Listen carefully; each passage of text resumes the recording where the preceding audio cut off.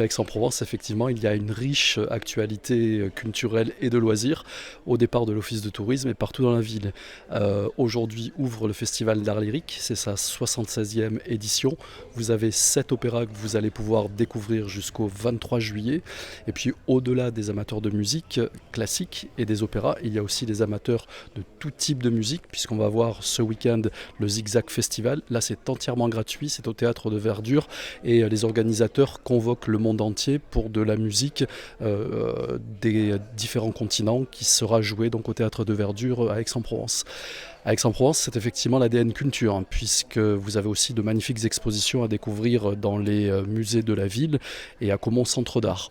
À Caumont jusqu'au 29 septembre, c'est une exposition qui est consacrée au peintre Pierre Bonnard, qui était un peintre nabi. Là, c'est Bonnard et le Japon, donc vous allez pouvoir découvrir cette magnifique influence qu'a eu le Japon sur son œuvre particulièrement lumineuse. Au musée Granet, c'est un très grand peintre provençal, un peintre du XVIIe siècle qui était peintre du roi Louis XIV, Jean d'Arrée, et c'est le point de départ donc d'un parcours à travers la Provence.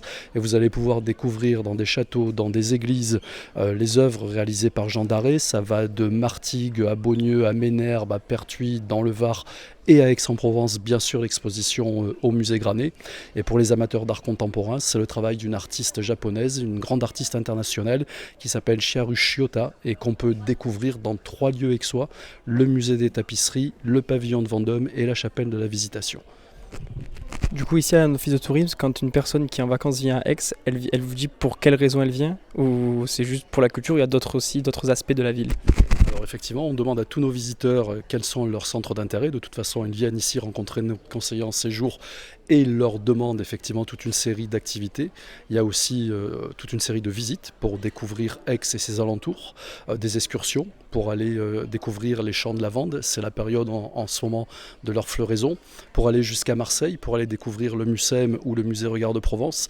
Donc il y a toujours effectivement l'ADN culture de la ville, un fort intérêt pour tout ce qui est culturel et patrimonial, mais aussi l'occasion de pouvoir découvrir autour d'Aix-en-Provence tout ce terrain de jeu des Aixois, toutes les balades que l'on proposer à la découverte de nos villages et des différentes fêtes traditionnelles qui les animent pendant l'été. Simplement, il y en a pour tous les goûts. Vous venez à Martigues, vous allez forcément être satisfait. Si vous cherchez plutôt à faire des visites, du tourisme plutôt culturel, n'hésitez pas à venir visiter les centres-villes de Martigues, donc son centre ancien avec ses églises, ses musées.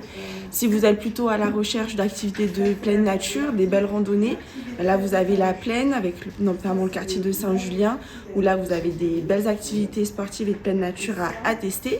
Et puis si vous avez plutôt envie de vivre Martigues à la fraîche, les pieds dans l'eau, vous avez les plages du littoral, les plages de la Couronne, avec notamment le petit village de pêcheurs de carreaux qui est un indispensable à visiter. Les visiteurs viennent avec déjà une image bien connue de Martigues, celle de la Venise provençale, donc ils vont tout de suite avoir envie de visiter les canaux du centre-ville. Mais nous, notre rôle, c'est vraiment aussi de les inciter à découvrir Martigues autrement et à rayonner sur l'ensemble de la ville et de l'ensemble des territoires. Donc on va les inciter à faire toutes sortes d'activités, aller à la rencontre de nos socioprofessionnels et pour une vraie immersion dans Martigues, tout simplement rayonner sur l'ensemble de la ville et faire un petit peu le tour pour tout découvrir.